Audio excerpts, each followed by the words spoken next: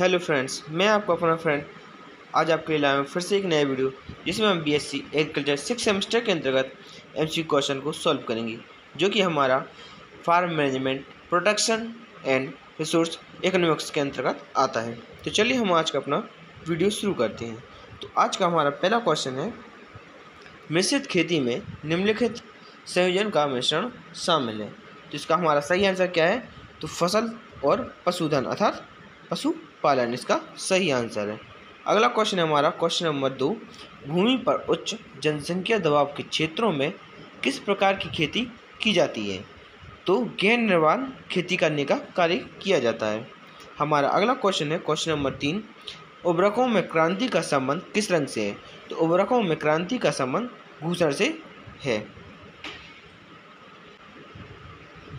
हमारा अगला क्वेश्चन है क्वेश्चन नंबर 4, भारत सरकार ने 2023 और 24 में फसल वर्ष के लिए खाद्यान्न उत्पादन का लक्ष्य निर्धारित किया है। तो कितना किया है? यह हमारा 232 मिलियन के लगभग इन्होंने निर्धारित करने का कार्य किया है। अब हमारा अगला क्वेश्चन होगा क्वेश्चन नंबर 5, डेयरी क्षेत्र के प्रदर्शन को बढ़ाने के लिए मिशन है। तो कौन सा मिशन रखा गया है सरकार द्वारा? तो ऑपरेशन फ्लड अर्थात श्वेत क्रांति को रखने का कार्य किया गया था।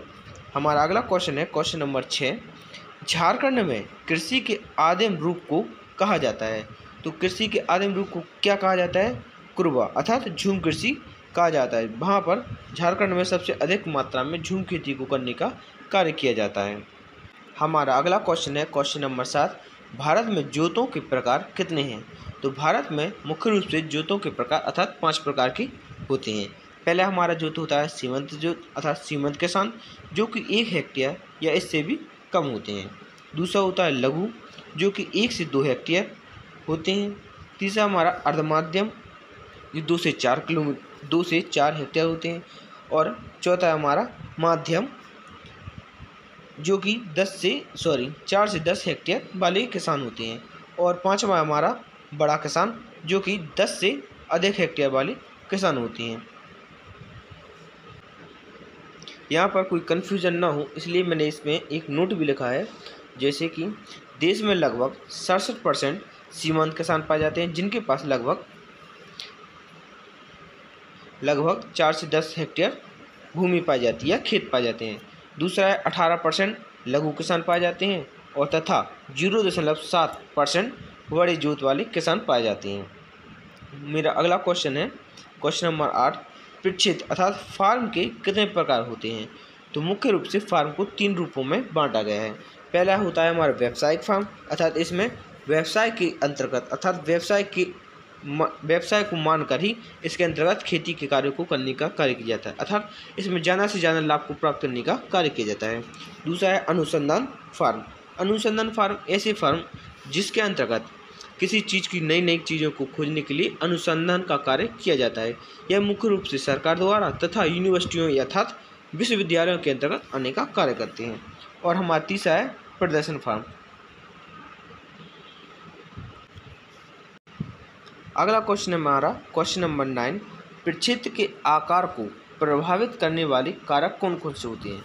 तो प्रक्षेत्र के आकार को प्रभावित करने वाले कारक मुख्य रूप से मृदा अर्थात तरलता है, जलवायु है, जनसंख्या का घनत्व है, खेती के प्रकार एवं प्रणाली है, केंद्रीय एवं राज्य के विधान है, पूंजी की उपलब्धता है, पैतृक संपत्ति संबंधी कानून है, फसल की प्रकृति। ये चीज़ें हैं जो कि हमारे प्रक्षेत्र के आकार को प्रभावित करने का कार्य करती हैं।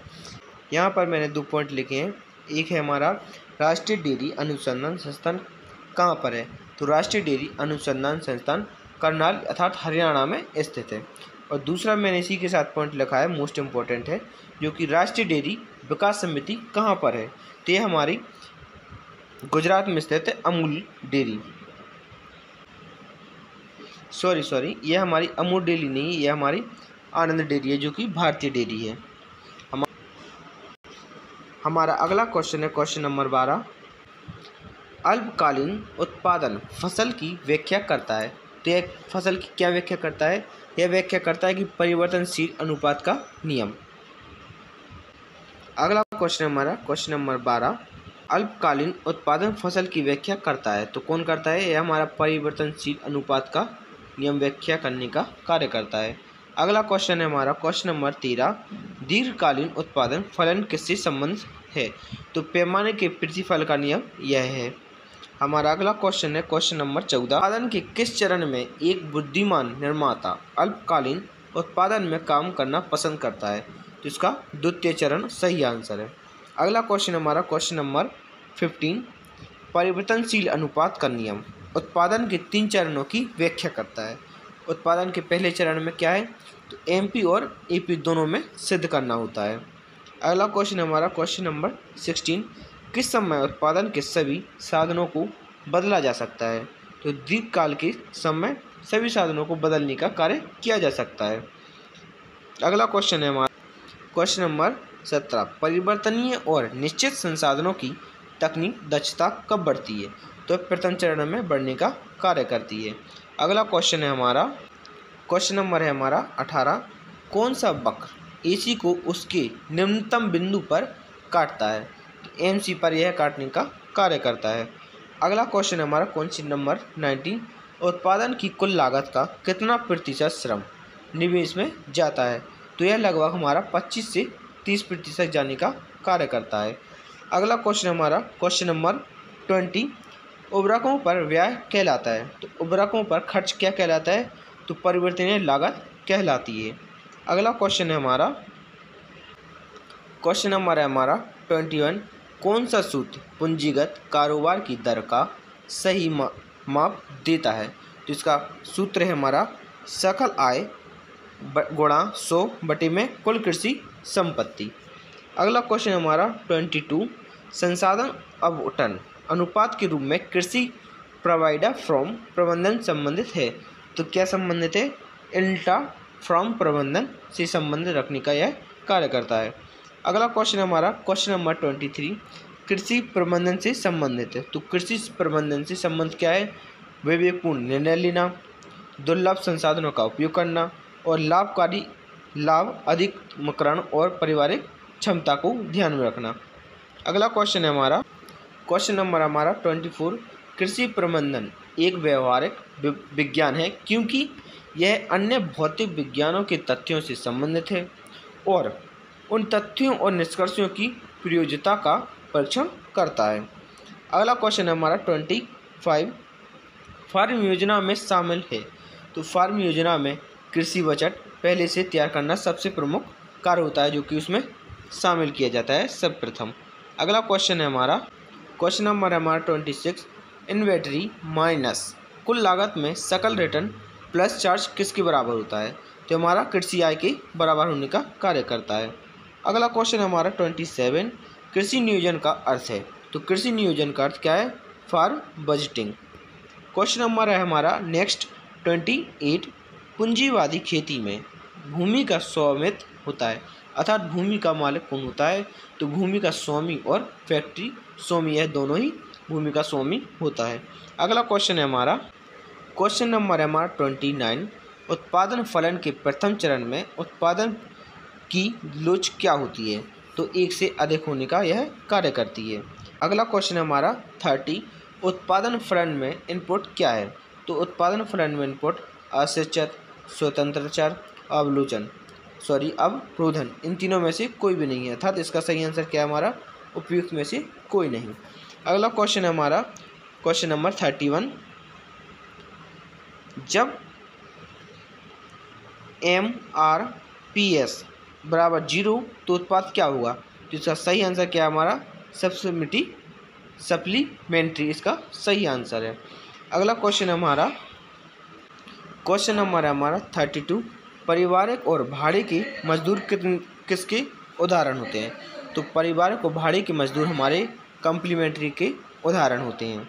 अगला क्वेश्चन हमारा 33, एक उत्पादन कार्यक्रम में सम विच्छेद बिंदु पर किसान को क्या लाभ होता है? तो इसका सही आंसर क्या है? ऋणात्मक। हमारा अगला क्वेश्चन है 34, उत्पादन की लोच शून्य कब होगी?